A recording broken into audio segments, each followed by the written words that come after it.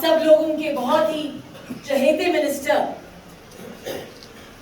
श्री यशपाल कुंडल जी, बाकी political parties India गठबंधन के गणमान्य व्यक्तिगण, आप सबको आम आदमी पार्टी की स्टेट की प्रवक्ता होने के नाते से मैं आप सब लोगों का दोनों हाथ जोड़कर अभिनंदन करता हूं।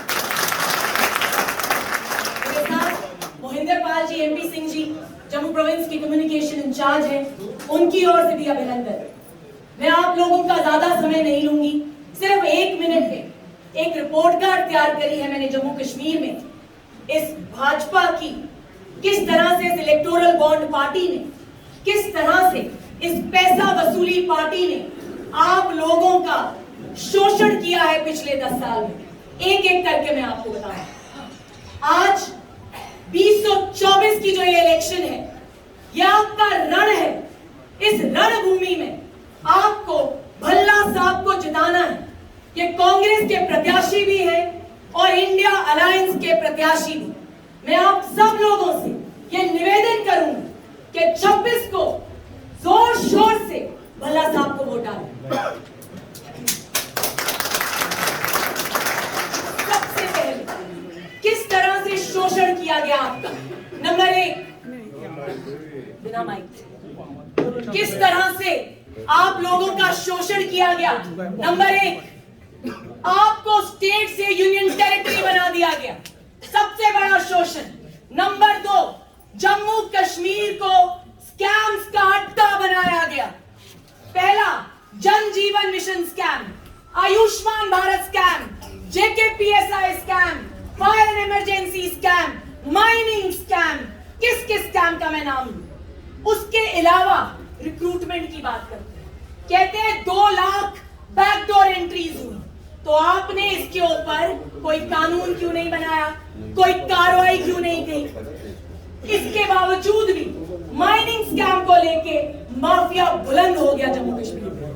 इसके बाद रिक्रूटमेंट की बात करते हैं ये लोग। पिछले 8-9 सालों से एक भी टीचर की पोस्ट इन्होंने नहीं निकाली। जितनी भी माताएं बहनें मुझे सुन रही हैं, अक्सर औरतें चाहती कि वो मास्टरानी लगे, टीचर लगे, एक भी सीट नहीं निकाली गई, एक भी नोटिफिकेशन नहीं निकाली गई। सेंटर की सरकार 18% जीएसटी लगाती है एजुकेशन पर। यह आपको देखना है कि किस पॉलिटिकल पार्टी को आपने वोट देना है। इसके अलावा सबसे महत्वपूर्ण मुद्दा 1.5 लाख डेली वेजर्स, जिसको आज तक रेगुलराइज नहीं किया गया। आंगनवाड़ी वर्कर्स उसी छोटे चिल्लर पर वो काम करते हैं। इसके अलावा सबसे इंपॉर्टेंट मुद्दा, लोग कहते हैं जी यहाँ पर बैक टू विलेज प्रोग्राम होता है। मैं अभी यहाँ पे आ रही थी और मुझे मिनिस्टर साहब ने बताया कि हमारी सड़कें बड़ी अच्छी हैं। जितनी भी सड़कें बनाई गई वो कुंडल साहब के दौर में बनाई गई। उसके अलावा यहाँ पर कोई भी ढंग की जो है डेवलपमेंट का काम नहीं है।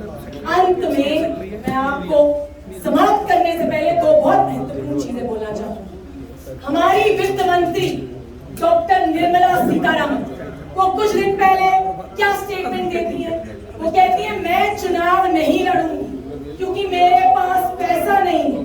उनके पतिदेव ये स्टेटमेंट देते हैं कि मोदी जी जो है वो डिक्टेटर है, वो तानाशाह है।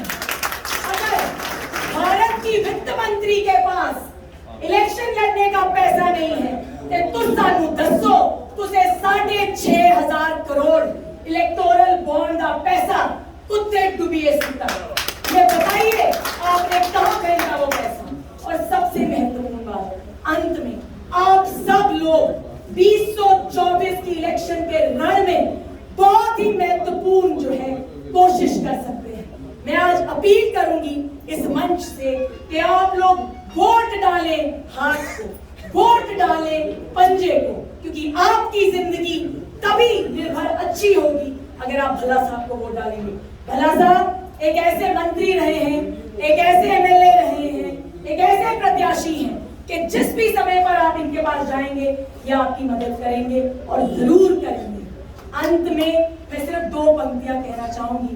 फैज की बहुत ही खूबसूरत पंक्तियां हैं कि कौन सीखा है सिर्फ बातों से एक हादसा सबको जरूरी है। ये हादसा मैं विनती करती हूँ सभी माताओं बहनों को कि ये हादसा इस भाजपा सरकार को आपने देना है। यही जो है हादसा आपने जुगल किशोर जी को देना है, जो जेके बैंक का 34 करोड़ रुपया खाकर आराम से बैठे। यही मेरी आपसे विनती है। अंत में मैं माता रानी का जयकारा लगाऊंगी, बोलो सांचे दरबार की जय। और आप लोगों ने 26 को वोट डालना है भल्ला साहब को, जो कांग्रेस के प्रत्याशी हैं और इंडिया अलायंस के प्रत्याशी। जय हिंद, बहुत बहुत